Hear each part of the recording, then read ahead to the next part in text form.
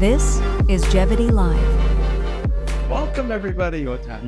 It's episode 2 of Jevitty Live. My name is Jerry Kroll of Jevitty Life Science and Body Comp DEXA Scans. Welcome to you. We're getting near the end of 2024.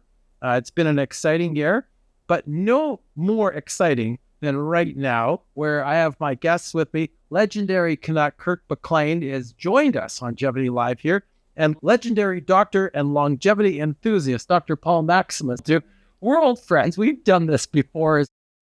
And when we had our initial discussion, I guess it's about 4 or 5 months ago, we said, this is awesome. We should actually do this in a podcast as well. So welcome to both of you to Finally we get it going. Yeah. How come we weren't the first episode, right? Because our team player, what we like to do is we like to do tests like the first pancake. It's never perfect, but the second one onwards is always perfect. Everybody, Mickey Mouse, I think, oh, how do we get them this time? So yeah, this shouldn't be Mickey Mouse. It should be just a really nice pancake for me and a healthy pancake too. Our mission at Jevitty is to help people live with health and happiness beyond, ideally, 200 years of age, but it starts from somewhere, which is longevity escape velocity. So being healthy, being well, and helping others to do that as well too. So it's one thing for myself and our people to say it, but when you bring in some experts, some people who have pushed the limits of human performance, which is what a professional athlete like Kirk had done for years and years, and now with your colleagues as well too. Once you retire, how do some of your colleagues maintain the fitness that you require to be able to be happy and healthy from day to day? Especially with their schedule. Yeah, well, some don't maintain it, which is why we're trying to preach that, to get out there and continue to work on your physical health, not just for obvious reasons, but for the mental side of it as well. Feel better. Feel totally. And I think after most players, when they retire, myself included, I anyways, speaking from my viewpoint, took maybe a year off of just kind of kicking back and retired to beach in Mexico. Well, not like that, maybe the golf course a little bit more, but really losing kind of your routine of working out, because we were so accustomed and driven to have a certain level of fitness at a certain time before training camp. So your testing could be good, right? So you wanted to be at maximum fitness level for that testing, and then when you're done, you're like, okay, I don't have to do that anymore. And then as a year or two goes by, and you start kind of putting weight on and looking in the mirror and going, oh, okay, I better put the brakes on here. Test or no test. Yes, exactly, and get back into the swing of things, and automatically you get it as an athlete or anybody that's competitive, you get into that mode where you want to be the best at what you're doing, and it took a long time for me, probably, I'm 58 now, but probably in my early 50s to mid 50s to say, well, it's just for lifestyle now, and it's just to maintain a healthy lifestyle. You don't have to be at a peak level unless you're still competing in something. You look good, by the way. Well, I was going to say the photo we took, right? Yeah. The photo we took last time. A few looks friends are deceiving, right? A few friends commented it weighs 58. Yeah, well, it's I have people surrounding me that keep me young, which is great, and with what I do with the Canuck organization still as the team ambassador, they have me doing multiple things in which I love, and it's around positive people and just doing community work, obviously, and charitable work and corporate work. But I have enough time to get to the gym and kind of somewhat keep my body in shape. Nothing major, I continue to run probably 2-3 times a week. It varies sometimes. I get into 10K modes. We have to go for a run at some point. Yeah. Do you run as well? I'll drive. Okay. We'll get a golf cart for you. Yeah. I'll be reading a journal article or something. In an autonomous go-kart. Yeah. But and then, as far as weightlifting, I just do full body exercise, nothing heavy, just enough to give me a nice sweat. I got to kind of cut it off at about an hour. Yeah. That's good. And running. Depending on if I'm doing intervals or whatever, it's, at least get in 45 to 50 minutes of actual running. Yeah.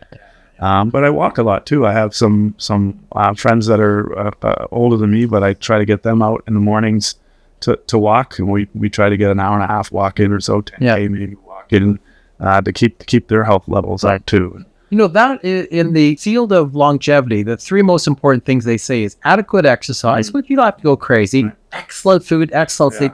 The only thing above that, there's one item which is exactly that, is the social side of things, to make sure your head's in the right place. You've got a friend saying, you're going to come out for coffee with us, and then we're going to do a walk. It gets you out there. Yeah. If you're not in the right headspace, you're not going to have time for exercise. You're not going to sleep well. You're sure as heck not going to eat well. If you get yourself in that place with a good support group, even if they're in a golf cart, you have to be out there to meet with them and then do the exercise. That's what provides the platform, the best platform for ongoing. Yeah. And I really try, to not be as lazy as once upon a time, maybe where like when you're going out, you're walking around instead of taking the elevator, take the stairs. That kind of stuff. It's a little place that. How do you? What are sort of the tools that you use now, or the tricks to kind of keep you efficient with your time, training, eating, sleeping? With your skill? Well, like we always have been. I'm still pretty scheduled, and it drives my wife nuts because she just likes to fly by the seat of her pants. I do a little bit, but I like to have my breakfast at a certain time or my dinner at a certain time, and I like to work out a certain time of day. If I know something's coming up and later in the week where it's going to kind of cross over, I'll change my daily habit to kind of gear up for that day. Yeah. And then I don't, if I'm traveling or if I have to miss a day of working out of whatever it may be, I don't kind of it doesn't bother me anymore. I'll just take it off. I'll try to make it up for another day. Well, the grumpier missing a workout makes you, the better it is. I run on Saturday and Sunday. Wednesday mornings, we have a high-intensity workout with Carrie Nelson. Yeah. We're just pound away. Every time I do that, I check my VO2 max on my Apple Watch. It's up a half a point. Amazing. And you can feel it in your lungs because your lungs are expanding way more than they should be, right? Yeah. If I miss those, I feel guilty. Yeah, we all do. And that's a good place to be, as opposed to feeling badly about actually doing it, feeling badly about not doing that. And I'm one where I don't have a trainer or anything. I just from my past experiences, I use what I know, and I can motivate myself when it comes to there. I know a lot of people have a tough time getting to the gym, and then when they get there, they need somebody not standing over them, but kind of push them. I do. Yeah. Where I like to get. I hate a busy gym. I like to get in because I don't like standing around waiting for everything and watching somebody on the phone talking. Walking on the treadmill, talking on my cell phone or whatever. I like to get in, get out. Well, we go out for runs with group. We have Bad Run has 8,000 members, and it's a group of local people. Some of them are in Japan and Europe and the States now as well, too. But when you know there's 30 of your friends waiting for you at the Mount Pleasant Community Center at 9:30 to go for a 12K, disappointment. You've already told them you're going to be there. And it's a little rainy and maybe a little colder than you expected. If you were by yourself, you'd go, screw this. But if you know they're there and you don't want to jam out, you're putting on, and the minute you're 1 or 2K into it, and your friends are saying, hey, we were at the Canucks game where we went to this great dinner and all that, you forget about all that. When you're done, it's fantastic. It makes such a difference. Yeah, you have a coffee. We're going to get you off the golf cart. I made sure. Yeah. I may have to do it. Not working on your distance. So what do you do? The right one. Well, the right one's this. Good, you can't see it under the table. The right one's Besides the golf cart, what do you do yourself, or what do you recommend for training people? For training, for working on, I guess, your resistance training, for your lean body mass, for your VO2 max, and quite frankly, also for your heart rate variance, which is like the meditation and all that. Those three things are what we kind of focus on Jevitty. They're in the right parameters or an exceptional range. Those are good.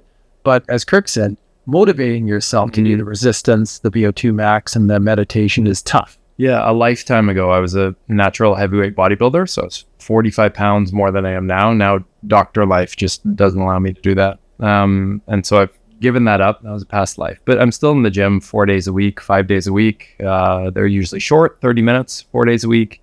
Get in, get out. And then on Saturdays, usually I had to miss it today for this, but I'll try to jam it in later. I do a 2-minute all-out interval session. So I'll break that up either into 10 or 20-second increments, but they all have to add up to 2 minutes every week. I did a VO2 max test a month or two back, and this is with very little running, very little training outside of just that really 2 minutes of hit per week, and somehow got a 97th percentile for my age bracket. So it just goes to show that when you build a base when you're young, it doesn't take that much to maintain it. And then doing high intensity interval training is just very efficient. It means keeping your VO2 max up. Yeah, Peter Attia says two things that he's always on about. Get a DEXA scan so you know what you're made of, right? What your bone density is, what your lean body mass, and lean body mass, muscle mass is the currency of longevity. The second thing is focus on your VO2 max, because if he was taking a call from any one of us over the phone and we said, oh, my VO2 max is at 25, he goes, you're going to want to pick up the pace. If it's 65, he's going to want to not run with you because you're going to hurt him in the run. Sure. So that's really what we use as in the Jevitty app as an indicator of how long we gamify how long you live. If you raise your VO2 max from 50 to 51, that counts for 1 year of extra lifespan. And we've run that by scientists and doctors. Okay, that's a pretty good indicator of how healthy a person is right off the bat. Can we talk about DEXAs? I mean, there's obviously we're big fans of the DEXA. There's maybe some people watching who are totally unfamiliar, and then there's others who are watching who they go every 6 months, every couple of years, who knows. You're probably the best person to talk about. I mean, I'm curious to hear your thoughts, your perspective, and you have experience with the technology as well. How often do you go? What got you into this world? I'm sort of curious to turn this back on you and be like, how did Jerry get into this world? I was running training for my first marathons in the late 1990s, and there was a group that I was training with, and they were doing executive fitness things. You hire a CEO or a CFO, you don't want the person to die. And so there was a group called Citadel Health, and part of the Bruce treadmill test and all that. And they said, go downstairs and meet with this guy, Paul Schwagley, who has this DEXA scan. Peter Schwagley. So go in there, and I went, this is amazing, right? I got it done another year later, and then kind of went on my way, didn't see it, and then circled back with another group at the Wellness Garage in White Rock, and it was the same group that still had my 2010 scan, right? And I'd gone from a 15% body fat to a 29% body fat. I went, yeah, that's exactly what I meant. That's a big change. The variance with DEXAs is about 2.5%. So if you're within 2.5% of your last result, then you're not really sure if it's real change. That's why, you have to give it enough months that you've seen. This was real change. I didn't have my VO2 max, but that was a real change. And then fighting to bring that back down, when Kirk tells his story about taking a year off, that's what it felt like. Maintaining it, even if you just limp along and don't, is way better than taking a year or 7 years off, which building up a company and all that. But the good news is by doing the DEXA scan and seeing where you're at, okay, that does not continue to go up. Even if all you do is maintain your DEXA scan, whenever you get it done today or whatever, if you have the same DEXA scan, I say 10 years from now or 15 years from now, that's a W. Yeah. You're not letting yourself go, and you know where you're at. Yeah, the game gets harder the longer we play, right? Keeping your muscle mass up, keeping your body fat percentage down, keeping your bone mineral density up. Every year gets harder and harder. Just if you're putting all your effort in, it's still, more and more challenging. And the bone density is the hardest thing. I think November is osteoporosis month. Is it? Good timing. Yeah, we're doing a big push around that for people who don't know what their bone density is. Come and get a DEXA scan, see where you're at, take it to your GP, take it to your physio, take it to your trainer, and find out if there's something you can do. It's relatively quick, 3 to 6 months to change your body fat, your muscle. You can do that. Your bone density is another issue completely, where there's a lot of work to arrest any kind of degradation and to improve it, but it can be done if you start. Totally. What's been your experience with DEXA? Your first one? Well, yes, it was probably about 8 months ago, maybe. So, I probably will want to get another one sometime this year. Yeah, within 6 months, anyways, or early. Before you leave, harder or the same since? Probably the same. With even when if I do take holidays or go on holidays, I still try to do some kind of workouts depending where I am. But there's also times now too, like I mentioned, if I feel like the body's not reacting properly, I'll take a week off to another.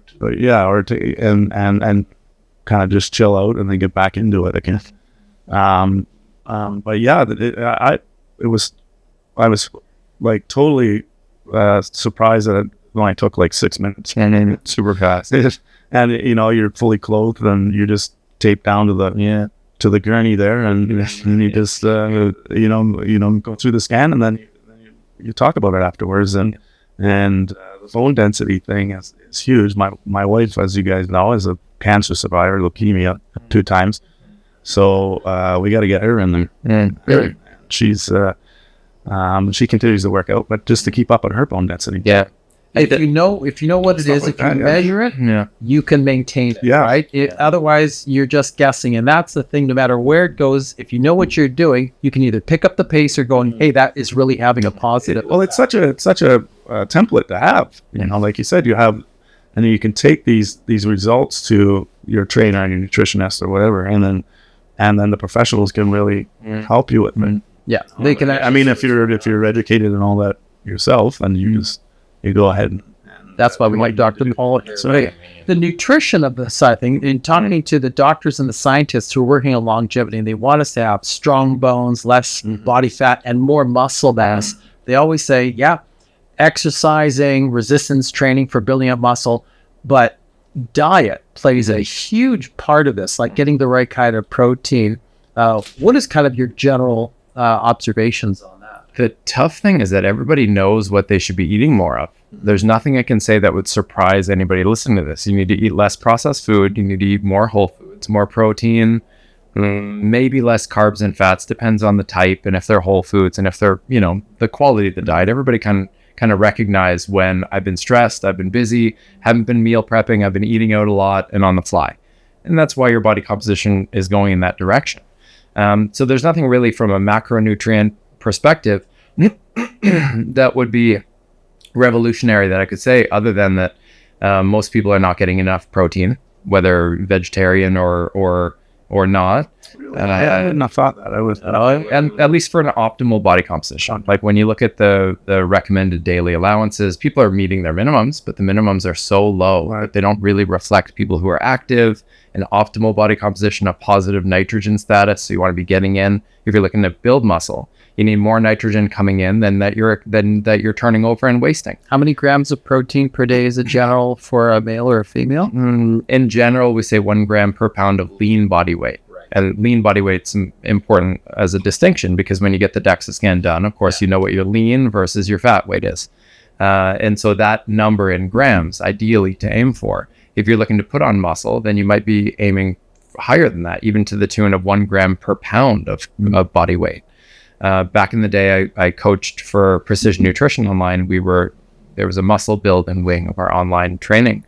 And at some point we had guys eating 300 grams of protein a day. And if they were still stagnant and they still weren't gaining, we pushed it higher. That's 1 cow per person per day. That's quite a bit. Yeah. The environmental damage that we do for these kinds of things. But some people's metabolisms, there's a study that's really interesting. I won't remember the date and the title and the researchers, but effectively there's a study that showed how our metabolisms can adapt differentially for some people, up or down, depending on how many calories you're getting in. So one person, I think they fed everybody an extra 1,000 calories per day for some period of time. And they found that at the slower adaptive end of things, people gained a tremendous amount of body fat. And at the higher adaptive end of things, there were a couple of people that barely gained anything because their metabolism seemed to increase to become more inefficient to be able to get rid of these extra calories. So there's a lot of genetics involved in our set points with energy balance. But the point remains, if somebody, however you want to get there, if somebody wants to lose weight, they have to be in a net calorie deficit. And if somebody wants to gain weight, they have to be in a net calorie excess. Yeah. And however you get there, whether that's by fiber and water and protein or fasting or the pharmaceuticals, the herbals, that they're not really that great. There's a lot of ways of getting there. You could white knuckle it or use a pharmaceutical. They're all getting you to a calorie deficit. What a perfect segue, because that was a big thing on my list to discuss here today. One of the biggest news items is in the pharmaceutical industry is the GLP-1 blockers that we're using, semaglutides, be it Wegovy or Ozempic or anything like that, which reduces one's appetite. They don't change metabolism. They don't change metabolic rate at all. But it changes your desire to go through 2 orders of large fries at McDonald's or anywhere. If you order the omelet and the potatoes and the bread, you'll eat the omelet, you'll stare at the potatoes, you might have one slice of bread, and that's the end of it. But that's the point that the nutritionists that I'm talking to are saying it is so important, if you're on one of these pharmaceuticals, is to get a quarterly DEXA scan to make sure that you're losing fat, not lean body mass, and to also track what you're doing for the resistance training and for the protein intake. You don't want to get on a scale, which is a really dumb instrument. If you gained 10 pounds and it was all lean body mass, congratulations, right? Sure. If you lost 10 pounds and it was all lean body mass, throw the scale in the crate. You don't need that. Tracking the muscle is important when you're taking these. And that's something, male or female, that a lot of people are taking. And now with Wegovy coming on board, you must see a lot of people on a day-to-day basis. I see a lot. I love these medications. They're really unbelievable. I said a year and a half ago to a room of naturopathic doctors, anybody who's bashing these drugs hasn't looked into the data on them, because they are like the internet for medicine. They are a breakthrough where once every few decades we get a breakthrough, and you have to take it and you have to understand it and appreciate it.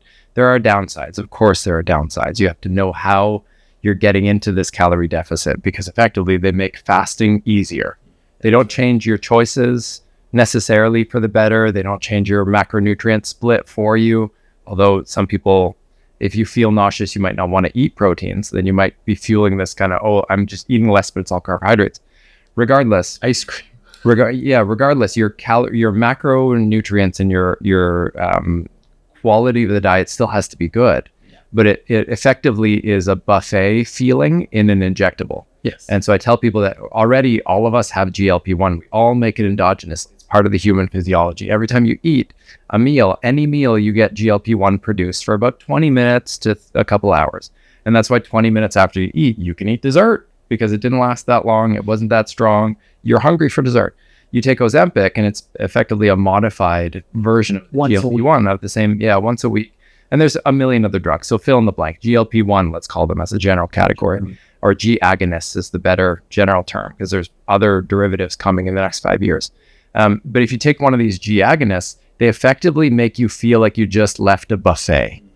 And so they make your stomach feel full and like, I can't fit anything physically in there. And they make your brain feel full, like, I don't ever want to see another calorie ever again. I feel nauseous almost because I just left the buffet. So it's like Mandarin buffet in an injectable or in a pill. A lot of people genetically need that. I'm somebody who has to force myself to eat. I have to set timers. I have to remember. I get so into work mode. My genetics just are that it's not a huge priority. You take me back 5,000 years and I would have died quicker because I didn't have as many calories that I was storing. Somebody else genetically, and my whole family is like that on the leaner side. Other families, their body habitus is bigger. They store calories more easily. They're more hungry. Their set point just is to stockpile and to maintain that stockpile. So this is a godsend for genetics like that, of which that's a lot of people nowadays. We're living in an environment that's mismatched with a lot of our genetics. And for the viewers who are watching this, it sounds a little wonky when we're talking about GLP-1 blockers, maybe even losing some people. But right now, type 2 diabetes in general is the biggest expense globally in the healthcare system. Mm-hmm. It's terrible. Obesity is a big issue. What we have right now is not only with these semaglutide, things like Ozempic and all that, not only a way of making the population feel full and not overeating, but there is also big research being done on these products helping with cardiovascular health, brain health, kidney health, liver health. And there's clinical trials going on right now. Novo Nordisk has just dropped $1 billion on the heart health side of things, and not just related to losing fat, but an actual direct benefit. I was at a longevity conference in Los Angeles a couple of weeks ago, and they were saying, well, semaglutide's been around now for about 10 and 15 years in general use. It may have snuck in as the world's first longevity drug without us even knowing it. And the people who are using it are hearing us talking about going, I feel full when I wake up. That's exactly what happens. And if you haven't used it, if you do have blood glucose issues or weight issues, these are definitely things to bring up with your doctor. And could this be something that would help me? And we should certainly be using DEXAs. People should be getting a DEXA scan, Absolutely. ideally before starting on the medication, not as a requirement to start, but before getting started and losing too much weight, to make sure that you're losing the right composition of weight. I've had patients come in before where when you profile them just through their clothes, you see this slight woman who wants to lose weight, and she's 120 pounds. And you say, this, in your head as a doctor, you might think alarm bells. This sounds like a psych case, not a physical health case. And so I said, okay, well, let's see. And she reported saying that, like, no, I have higher body fat than it seems. And I said, okay, well, let's just check what your bone mineral density is, and then we'll have the conversation after that. I sent her for a DEXA for her bone mineral density, and her body fat percentage was about 35, and her bone mineral density was fair. And so in her case, you can't just profile. You need to look at the composition of somebody, no matter what their absolute weight is, because relative to them, it can surprise her. Her thinking was that she has too much body fat, so she has to lose weight. Sure, yeah. And so we talked about you need to build muscle. Yeah, you got to maintain the bone. Weight's fine. Build the muscle, but also, sure, I mean, you would be a candidate because your percentage is not ideal for health. No. And so, long story short, we put her on it. She lost a couple percentage body fat. Last I checked in with her, she's feeling great. But we just can't profile people on the basis of projecting what they look like through their clothes, because people are different. That's why we need objective data like DEXA. Yeah, looking through their clothes, or even looking at the scale. Somebody says, "Oh, I gained 5 pounds. I'm exercising. I gained." That could be a good thing. Yeah. Like, all you're measuring is gravity. When you take the DEXA scan, you can actually see the percentage. Then you can move forward. It's October now, and we're moving into the end of the year when people do New Year's resolutions. And I know at Jevitty and at Body Comp with the DEXA scans, December, January, February, we're just swamped with people coming in going, okay, I'm going to make a change. I'm going to start working out, sleeping better, eating better. I want to be in that sub 20% body fat. I want to have more lean body mass, that sort of thing. What are in your opinion, like with your colleagues who are all ex-hockey players and maybe not doing everything, what are some of the things that you would bring to them to say, hey, these are some things to start in late December so that you can launch into a healthy 2025?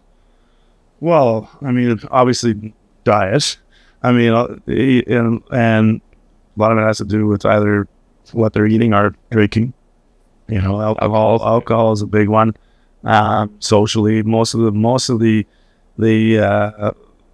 older alumni members now, they're all retired. They're retired from their life after hockey jobs too. So they have a lot of time to travel and enjoy life, social events. Some of them are still really active. The winter time comes, they all like to ski, so they're on the ski hill all the time. At the golf course I was at that you invited me to go to as well, that to a person, they were all hilarious. Oh yeah, they're not just enjoying life by drinking and eating and relaxing. Yeah. They're actually just enjoying themselves. 100%. We should have had a camera recording those guys. Especially events like that when everybody's collectively all together and have maybe not have seen some of their old teammates. It was as funny as you would think. Yeah. But events like that, or through the summer when they're playing a lot of golf, it's a lot of them will walk depending where they are to get their exercise.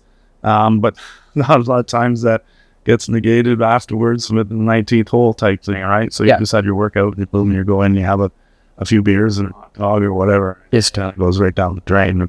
But monitoring that and saying, okay, hot dogs are soul food. You have a hot dog. Yeah. Don't have four of them. Yeah. Have a hot dog. I know. I mean, it would staying active, that is pretty much what I would, preach. Yeah. And I do. I mean, not just to them, but to everybody. So you got to stay active, and I know sometimes it's tough because you're tired.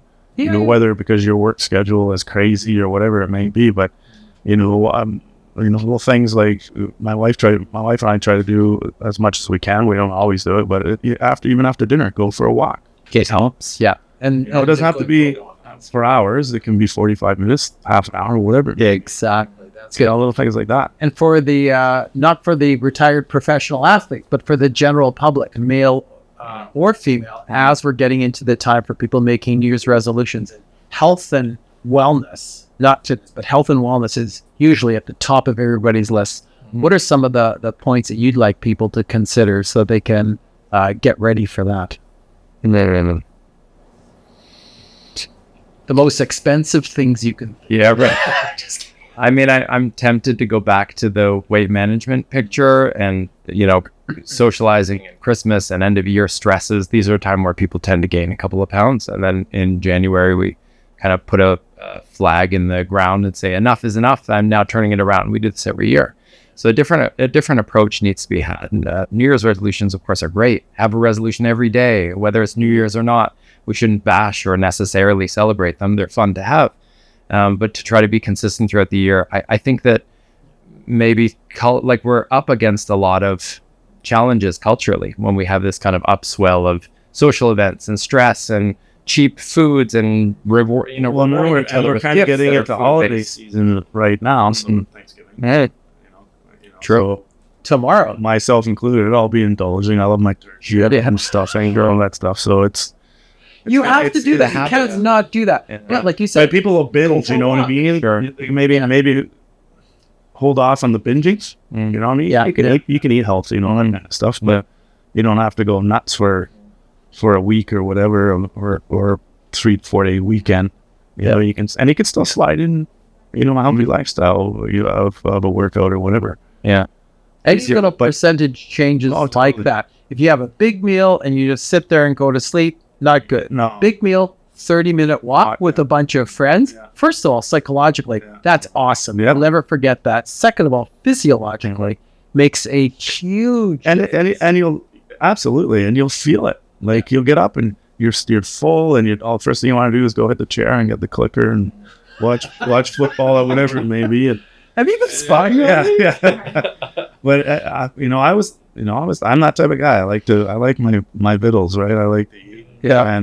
But I do also like to, after that, just kick back and watch some sports. Yes, it feels better after the 30-minute walk. It really does. And even does. Once you get past that first block, you start to feel better. You go, oh, this is great. Fresh air, conversation, whatever it may be. Make it a lifestyle. Totally. Yeah. No, that's really good. This is really something that as we're putting this together and getting into 2025, the best time to get healthy would have been 10 years ago. Mm-hmm. The second best time is right now. Yeah. So whatever you can do, even the fact that people that you're watching and listening to what we're discussing here, be it just a lifestyle change or the Ozempics or anything like that, fitness and all that, the fact that you're paying attention to that, I believe, means you're going to live longer and live healthier. That is kind of like shedding light onto what you can do yourself and giving you some ideas. And if we even just start with that, we're feeling really, really good about things.